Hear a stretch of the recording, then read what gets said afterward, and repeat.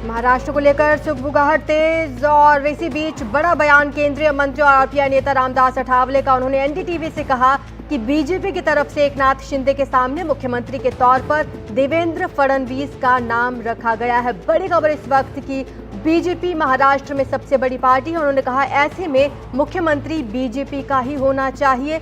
मेरी राय है कि देवेंद्र फडणवीस को महाराष्ट्र का नया मुख्यमंत्री बनाया जाना चाहिए। अठावले ने यह भी कहा कि बिहार का फॉर्मूला महाराष्ट्र में लागू नहीं होता, क्योंकि बिहार में चुनाव से पहले ही नरेंद्र मोदी ने नीतीश कुमार को मुख्यमंत्री बनाने का फैसला लिया था।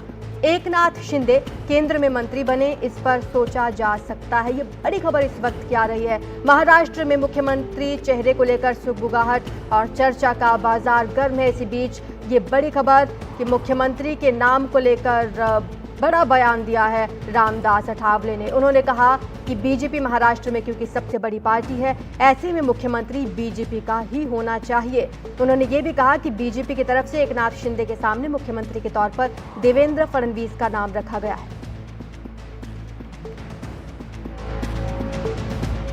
मेरे साथ केंद्रीय मंत्री रामदास अठावले हैं। महाराष्ट्र में नई सरकार के गठन को लेकर कवायद तेज हो रही है। मुख्यमंत्री कौन होगा, इस पर अब भी पेंच फंसा हुआ है।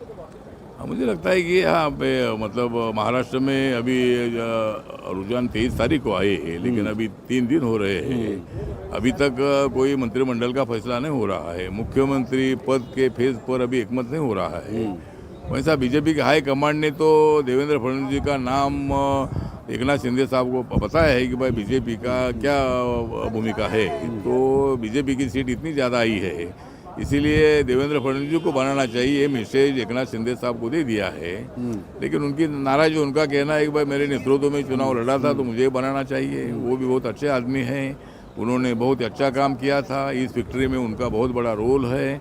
लेकिन जिस तरह आंकड़े आए हैं उस आंकड़े को देखते हुए मुझे लगता है कि जैसा बिहार का फार्मूला था कि नीतीश कुमार जी को मोदी साहब ने वादा किया था कि भाई अगला मुख्यमंत्री नीतीश कुमार ही होगी, वैसा कोई यहाँ नहीं अनाउंस हुआ था। मतलब वैसा कुछ नहीं अनाउंस हुआ था, लेकिन नेतृत्व एकनाथ शिंदे जी का भी था, देवेंद्र फडणवीस का भी था, अजित पवार जी का भी था। सरकार के तीनों के नेतृत्व में ये चुनाव लड़ा गया था। तो इसीलिए एकनाथ शिंदे साहब का आग्रह सही भी है कि भाई उनको लगता है कि मैंने अच्छा काम किया है तो मुझे और एक बार मौका मिलना चाहिए।